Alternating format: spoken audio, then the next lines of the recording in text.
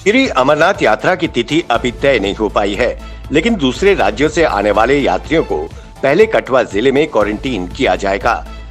Covid report आने के बाद ही उन्हें आगे जाने की अनुमति दी जाएगी। जम्मू के डिवकॉम संजीव वर्मा ने जिला प्रशासन के साथ बैठक में 500 से 1000 यात्रियों को क्वारंटीन करने की व्यवस्था के निर्देश दिए। मोदी सरकार की चीन पर वर्चुअल स्ट्राइक से ड्रैगन को बड़ा आर्थिक झटका लगा है। चीन ने खुद स्वीकार किया है कि अकेले टिकटॉक पर लगे प्रतिबंध से उसे करोड़ों डॉलर का नुकसान हो रहा है।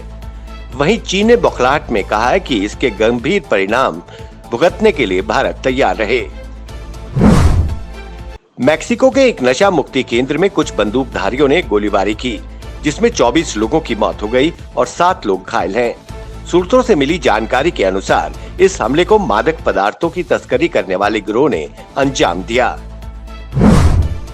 भारत और चीन की सेनाओं के बीच इस समय वास्तविक नियंत्रण रेखा LAC पर गतिरोध जारी है। इसी बीच सेना पाकिस्तान की किसी भी नापाक हरकत का मुंह तोड़ जवाब देने के लिए पश्चिम मोर्चे पर सतर्क है, ताकि दोनों तरफ संघर्ष को रोका जा सके। मध्य प्रदेश के पूर्व मुख्यमंत्री और प्रदेश कांग्रेस अध्यक्ष कमलनाथ ने बीजेपी के 2 वरिष्ठ नेताओं को कानूनी नोटिस भिजवाए हैं। उन्होंने दोनों नेताओं से माफी मांगने को कहा है। आरोप है कि भाजपा के दोनों नेताओं ने कमलनाथ के केंद्रीय मंत्री रहते हुए आयात शुल्क कम करके चीन की कंपनियों को फायदा पहुंचाया था। बिहार में अक्टूबर-नवंबर में होने वाले विधानसभा चुनाव में एनडीए में सीटों के बंटवारे का फॉर्मूला तय करना आसान नहीं होगा। भाजपा मुख्यमंत्री नीतीश कुमार के नेतृत्व वाले जेडीयू को बड़े भाई की भूमिका देने के लिए तैयार है। हालांकि सारी मुश्किल चिराग पासवान की लोजपा को लेकर है। सीटों के बंटवारे को लेकर रस्साकसी तय है। भारत के साथ चीन पर तनातनी के बीच चीन को दोहरा झटका लगा है। दूर संचार विभाग ने 4G अपग्रेडेशन के लिए जारी BSNL का टेंडर रद्द कर दिया है। केंद्र सरकार ने BSNL के अपग्रेडेशन में चीनी कंपनियों के उपकरण इस्तेमाल करने से मना किया था, जिसके बाद टेंडर रद्द किया गया है।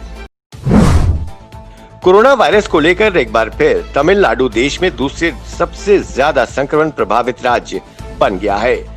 महाराष्ट्र के बाद तमिलनाडु में कोरोना वायरस से संक्रमित मरीजों की संख्या 90,000 पार कर गई है। अभी तक दिल्ली दूसरे स्थान पर थी। व्हाइट हाउस की प्रेस सचिव कोयला मैकनेने ने कहा कि अमेरिका के राष्ट्रपति डोनाल्ड ट्रंप का मानना है कि भारत और क्षेत्र में अन्य देशों के खिलाफ बीजिंग का आक्रामक रवैया चीन की कम्युनिस्ट पार्टी का असली चेहरा है। अमेरिका स्थिति पर करीब से नजर बनाए हुए है और उसके शांतिपूर्ण समाधान का समर्थन करता है। भारत और चीन के बीच 15 जून के गतिरोध के बाद जारी तनातनी के बीच चीन में भारतीय अखबारों और वेबसाइट्स पर रोक लगा दी गई है। चीनी सरकार ने भारत में चीनी ऐप्स पर बैन के कई दिन पहले भारतीय वेबसाइट पर रोक लगा दी थी।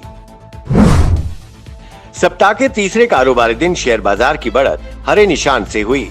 सेंसेक्स 299 अंक ऊपर चढ़कर 35,703.45 के स्तर पर खुला, तो वहीं निफ्टी 68.70 अंकों की बढ़त के साथ 10,498.75 के स्तर पर खुला।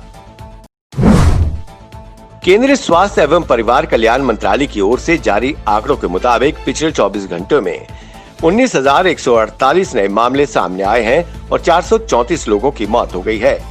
इसके बाद देश भर में कोरोना मरीजों की संख्या 6,04,641 हो गई है, तो वहीं 17,834 लोगों की अब तक मौत हो गई है। महंगाई से जूझ रही जनता को सरकारी तेल कंपनियों ने राहत दी है। आज लगातार तीसरे दिन पेट्रोल और डीजल की कीमतों में कोई बढ़ोतरी नहीं हुई। बीते कुछ दिनों से पेट्रोल और डीजल की बढ़ती कीमतों को लेकर विपक्ष हमलावर था। अंतर्राष्ट्रीय बाजार में इस महीने के अधिकतर दिन कच्चे तेल की कीमतों में नरमी का रुख रहा है।